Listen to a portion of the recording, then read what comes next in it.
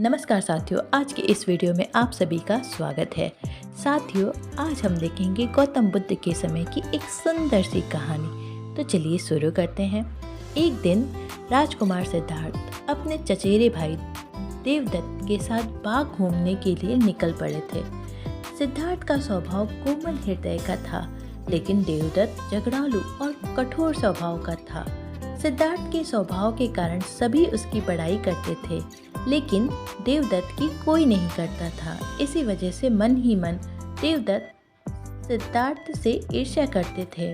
बाग में दोनों घूम ही रहे थे, तभी अचानक उन्हें एक हंस दिखाई दिया जो उड़ रहा था। हंस को उड़ता हुआ देखकर सिद्धार्थ बहुत खुश हुए ही थे। तभी अचानक से देवदत्त ने अपने कमान पर तीर चढ़ाया और हंस की तरफ छोड़ दिया। तीर सीधा जाकर हंस को लगा, जिससे वो छटपटाकर नीचे गिर गया और घायल हो गया। सिद्धार्थ ने दौड़ते हुए हंस को उठाया और उसके शरीर से बहते खून को साफ किया, फिर उसे पानी पिलाया।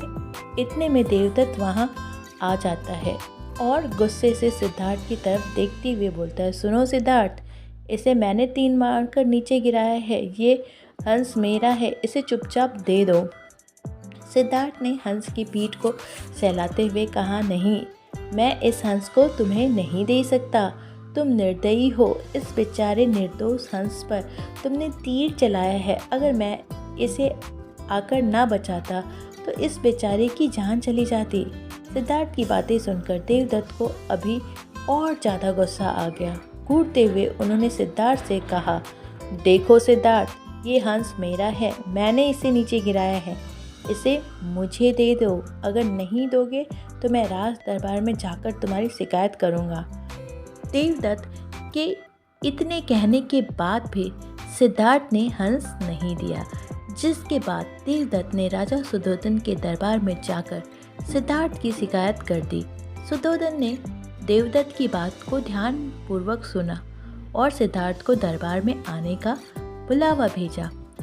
कुछ ही देर में सिद्धार्थ हंस को लेकर राज दरबार में आए और ऊंचे सिंहासन पर राजा सुधोधन बैठे हुए थे और आसपास के नीचे आसनी पर राजमंत्री तथा अन्य पदाधिकारी बैठे थे और कई सैनिक हथियार लिए द्वार के निकट खड़े थे।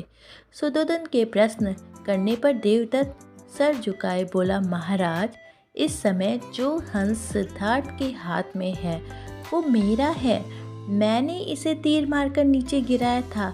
सिद्धार्थ ने तुरंत उठाकर उस पर अपना अधिकार जमा लिया।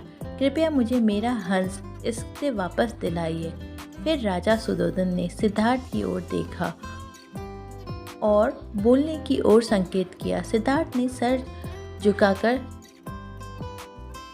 शांत स्वर में कहा, महाराज, ये बेचारा हंस एकदम निर्दोष है, बिना किसी को कष्ट पहुंचाए उड़ रहा था। तभी देवदत्त ने तीर मारकर इसे घायल कर दिया। मैंने इसका उपचार किया और इसके प्राण बचाए। मैं ये समझता हूँ कि प्राण लेने वाले से अधिक प्राण बचाने वाले का अधिकार होता है। मैं आपसे प्रार्थना करता हूँ कि ये हंस मेरे पास ही रहने दिया जाए। मैं इसे अच्छी तरह से स्वस्थ करके आकाश में उड़ा देना चाहता हूँ। सुधोधन ने अपने सभासदों के विचार विमर्श किया। वो सभी एक ही स्वर में बोले, राजकुमार सिद्धार्थ का कहना बिल्कुल ठीक है महाराज। जीवन लेने वाले से ज़्यादा बचाने वाले का अधिकार अधिक होता है।